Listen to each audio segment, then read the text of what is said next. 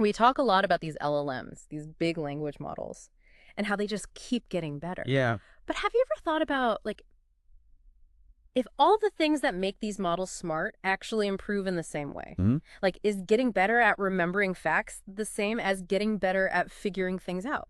Like writing code. Right. It makes you wonder, right? Do all of the skills inside these AI brains actually scale the same way? It's a really interesting question. A really, really good question. And it leads us to the heart of some pretty cutting edge research. Um, because these models, the way they learn and improve, it really relies on what we call scaling laws. Right, scaling laws. And these are sort of like the rules that tell us how much better a model's going to get if we do things like make it bigger or feed it more data or train it for longer. Right, like should we make the model bigger? Should we Yeah. give it more data? Exactly. Or like, is there some kind of like optimal mix of those things for the amount of computing power that we have? Precisely. And typically we look for what's called compute optimal scaling, Yeah. where we see the biggest jump in performance for the effort that we put in. Right. So for the computing power that we're using to train this thing, what's going to give us the most bang for our buck? That's right. That's right. But we always talk about this balancing act, right? Yeah. But it always feels like we just kind of assume that whatever decision we make will help all of the skills inside of the model equally. Right. But what if that's not actually the case? Oh, yeah, exactly. What if certain skills just have different needs? Precisely. And that is basically the core idea of this fascinating paper that we're going to be deep diving into today. Yeah. Compute optimal scaling of skills, knowledge versus reasoning. That's the one. So in this deep dive, we're going to figure out if these different types of intelligence Right. inside of these LLMs have different appetites when it comes to scaling. Does the ability to just know a ton of facts grow in the same way as the ability to, say, work through some really complex problem or write some code? Yeah. And specifically, they use the ability to write code Yeah. as kind of a stand-in for reasoning abilities. Right. So they're saying, okay, does finding this compute optimal point, Mm-hmm. that perfect balance of model size and training data, does it look the same for things that look like knowledge versus things that look like reasoning? I see. Okay, so it's like different kinds of smartness Yeah, and whether they all grow in the same way. exactly. Exactly. What are the implications for this? Like, why do we care about this? Well, because it's going to affect how we train these massive models in the future. I mean, this paper offers some compelling evidence that the answer is not so simple. Okay. So how did they go about figuring this out? How did they research this? So what's really cool about this paper is that they didn't just look at how the models performed overall. They actually zoomed in on specific skills. Oh, wow. Interesting. Okay. And so to do this, they trained a whole bunch of models across 9 different compute scales, which is a huge amount of work. 9 different... Oh, wow. Okay. It's a lot of compute. That's a big undertaking. Yeah. And then they evaluated these models on 19 different data sets. And these data sets were specifically chosen to measure 2 different abilities. 1, how well the model could answer questions based on its knowledge. Uh-huh. And 2, how well it could generate code. Okay, so like knowledge and reasoning. Yeah. And even further, they split these data sets to what they called hypothesis data sets and held out data sets. Okay. What is that all about? So this is a standard way of validating your research, right? So you sort of look at one set of data to see if you can come up with some hypotheses, come up with some ideas about what's happening. Uh-huh. And then you test those ideas on a completely separate set of data to see if they hold up. Right. So they're coming up with some theories based on one set of data, and then they're checking to see if they're right using this other set of data. Precisely. Okay. And what did they find? Well, the big takeaway is that compute optimal scaling is indeed skill dependent. Okay. So different things inside the model scale differently? Yeah. That ideal balance between model size and training data Yeah. actually depends on the specific skill that you're looking at. Okay, so break this down for me. What are the big differences they saw? Which skills are the ones that are like, give me a bigger brain, I need more parameters? Okay. So they found that tasks that really rely on knowledge, things like answering trivia questions, general knowledge questions, understanding text passages, and even just broad benchmarks like MMLU, Right. these all tend to be what they call capacity hungry. Oh, yeah. So this means that these kinds of tasks, the models, really benefit more from having a larger number of parameters, a larger model size overall. Okay, so for just knowing more stuff, it's more about having a bigger capacity Yes. to store and retrieve that information. Yes. And you can see this in their Figure 1A, where they show that the compute optimal point for like knowledge QA Yeah. tends to be in an area that favors larger models than you would expect if you were just looking at overall performance. I see. Okay. Now, on the flip side, when they looked at tasks that were more about code generation, so they used data sets like RepoBench, Human Eval, which really tested the model's ability to kind of reason logically Yeah. and produce working code. Okay. Code generation. So more like reasoning. Yeah. They found the opposite, that these skills tend to be more data hungry. Okay. So more data, bigger brain. Got it. Yeah. And you can see that in Figure 1B, where they show that for code generation, the performance often improves more when you increase the amount of training data. Okay. So it's almost like remembering facts is like needing a bigger library to hold all the books. Yeah. But writing code is more about getting more hands-on practice. Like you're seeing more examples of how it's done. That's a great way to put it. Right. And so to really illustrate this trade-off between this like size of the brain or parameters and the amount of study or the training data, Right.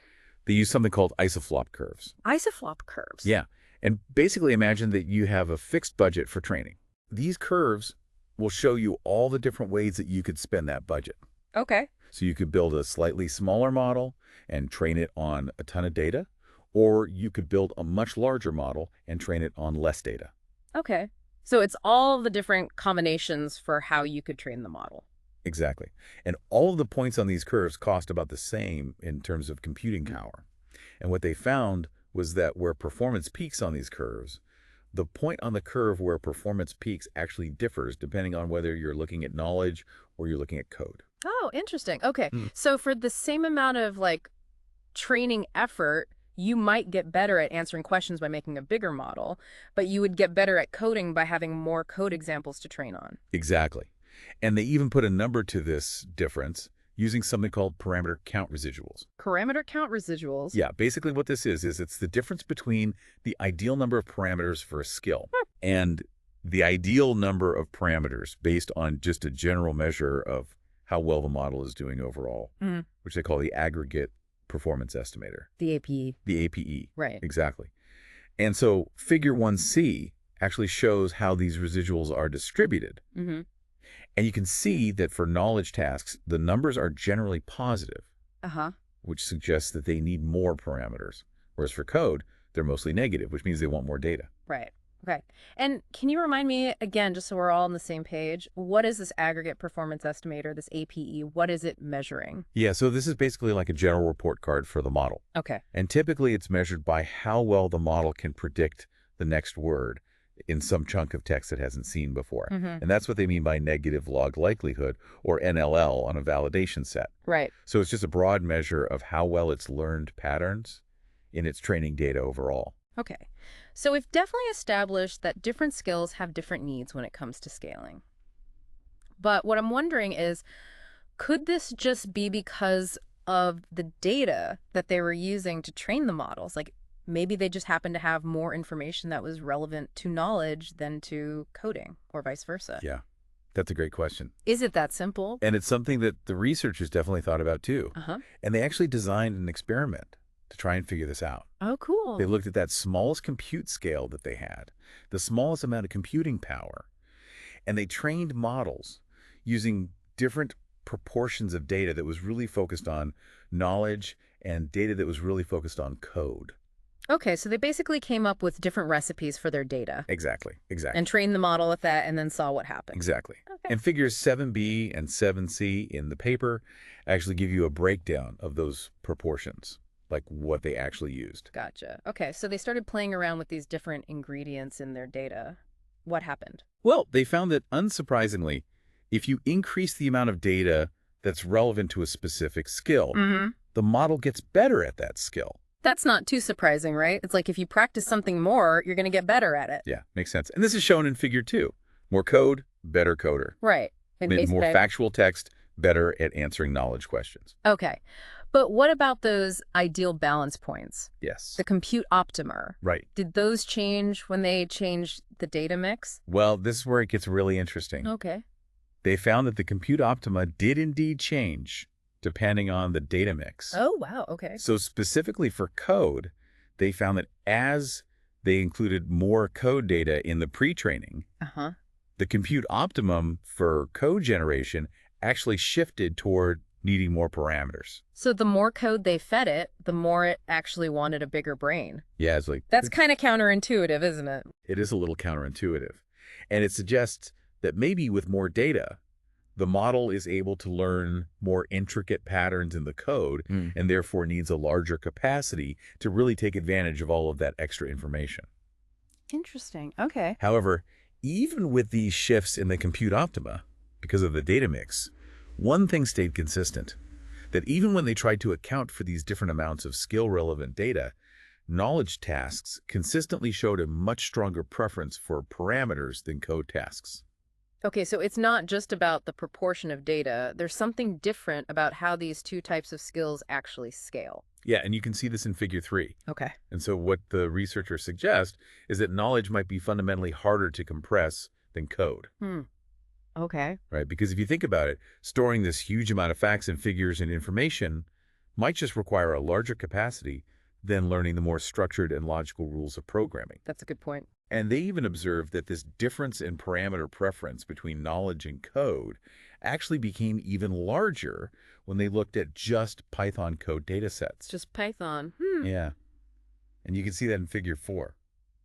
Why would that be? Well, they think that maybe at the scale that they were testing, less frequent programming languages might be harder for the model to represent efficiently, I see. which would make code generation as a whole seem more data dependent in comparison to something like Python, which is just more consistent. Gotcha. Okay. But again, they do emphasize that this is an area that needs a lot more research. Right. We need to dig into this further. So all of this is super fascinating from like a research perspective. Yeah. But what does it actually mean for the people who are building and training these models? Right. What are the real world consequences for these different scaling needs? That's the million-dollar question, right? And the paper actually explores some of the practical implications of this. Okay, good. So one of the things they looked at was, okay, what if we try to align the compute optima for knowledge and code? Like, could we get better overall performance that way? I see. So if knowledge wants a bigger brain and code wants more data, can you find some kind of middle ground in the data that keeps both of them happy? Yeah. Could we find some kind of sweet spot? Right. And so they looked at that smallest compute scale again. Okay. And Figure 5a shows that there does seem to be a point around a 2.1 to 1 ratio of code data to knowledge data in that hypothesis data set where the optimal parameter counts for code and knowledge kind of align. Okay, so they found a potential middle ground, Yeah. but did that actually lead to better overall performance? Well, this is where it gets tricky Okay. because how you measure overall performance becomes really important. Okay. So they tested this balanced data mix on a couple different validation data sets, FineWeb, FineWeb-A2, and the stack. Okay. Different ways of evaluating it. And what they found was that these validation sets tended to really favor either good performance on knowledge tasks or good performance on code tasks. I see. Like they didn't really find anything that truly reflected a balanced improvement across both. So even though they created a more balanced training data, the way that they were evaluating the model was still skewed towards one or the other. Yeah, it was almost like the validation sets were more sensitive to either knowledge or to code. Okay. So it sounds like the way we're measuring progress could actually be affecting our decisions about how we train these models. Precisely. And this leads to their next point. Yeah. The impact of validation set choice, Okay. which is that the specific data that you choose to evaluate your model on can actually have a pretty big impact on where you think that ideal model size should be. How big of a difference are we talking about? So at the smallest compute scale, they found that the optimal parameter count for the same skill could vary by almost 50% depending on the data mix, and over 30% depending on which validation set they chose to use. Wow. That's a big difference. Yeah, it's a huge difference. You could end up building a very different kind of model just based on how you're deciding if it's getting better. That's wild. Okay. And while this difference does get smaller as you go to larger and larger models, it still remains above 10%, even at the largest scales they tested. Wow. So it really highlights how important it is to carefully choose your validation set based on what you actually want your model to be good at. That's a really, really good point. Okay, so let's bring this all together. What are our big takeaways from this deep dive? Okay. Well, first, it seems like there's no one-size-fits-all approach to scaling these LLMs. Right. Different skills, like knowing things and reasoning through code, have different ideal balances when it comes to the size of the model and the amount of data. And it seems like knowledge wants a bigger model, and code often wants more data. Exactly.